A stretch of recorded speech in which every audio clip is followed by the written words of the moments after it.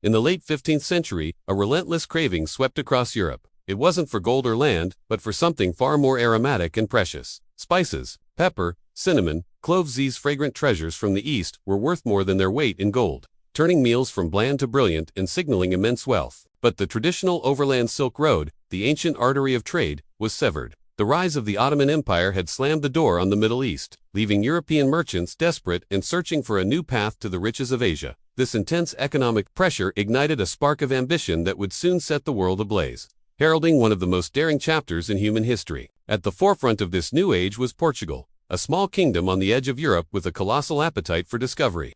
The Portuguese crown, fueled by a potent mix of religious fervor and commercial ambition, looked not east, but south, to the vast, uncharted waters of the Atlantic.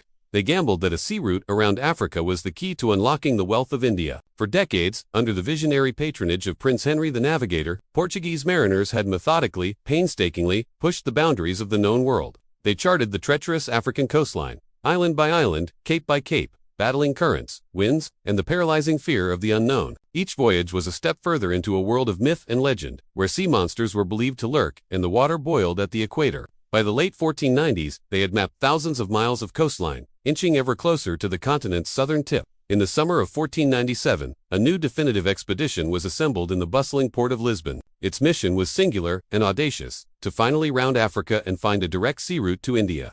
The man entrusted with this monumental task was Vasco da Gama, a stern, unyielding nobleman known for his navigational skill and iron will. His fleet consisted of 4 ships, humble wooden caravels named the Snow Gabriel, the Snow Raphael, the Barrio, and a storage vessel. They were packed to the brim with provisions for a multi-year journey, armed with cannons for defense, and equipped with the most advanced navigational tools of the astrolabes quadrants and painstakingly drawn Portolan charts. As the ships set sail from the mouth of the Tagus River, the fate of Portugal, and, indeed, the world, hung in the balance. Their orders were simple and stark: succeed, or do not return at all. The initial leg of the journey was a grueling test of endurance. Da Gama made a bold navigational choice, swinging far out into the Atlantic to catch favorable winds, a vast arc that took his ships out of sight of land. For over 3 months, the longest such voyage ever attempted by Europeans at that time, they battled violent storms, repaired their battered ships on deserted shores, and cautiously traded with local African kingdoms along the coast. Tensions ran high. The crews, a mix of seasoned sailors and pardoned criminals, faced the constant threat of starvation, disease, and attacks from suspicious local rulers who saw them as unwelcome intruders. As the fleet approached the southern end of Africa, they encountered the legendary Cape of Storms, later renamed the Cape of Good Hope. Here, the Atlantic and Indian Oceans collide in a maelstrom of ferocious winds and colossal waves.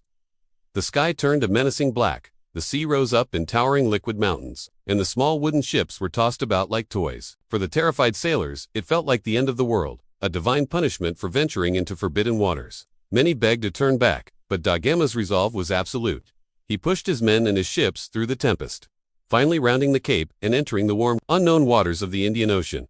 They had breached the barrier, but the journey was far from over. Sailing up the eastern coast of Africa, they entered a world entirely new to them, a sophisticated network of Islamic trade dominated by Arab merchants who controlled the ocean's commerce. In ports like Mozambique and Mombasa, the Portuguese were met with deep hostility and suspicion. After several violent clashes and a narrow escape, they found a more welcoming reception in Malindi, in modern-day Kenya. There Da Gama made a crucial breakthrough.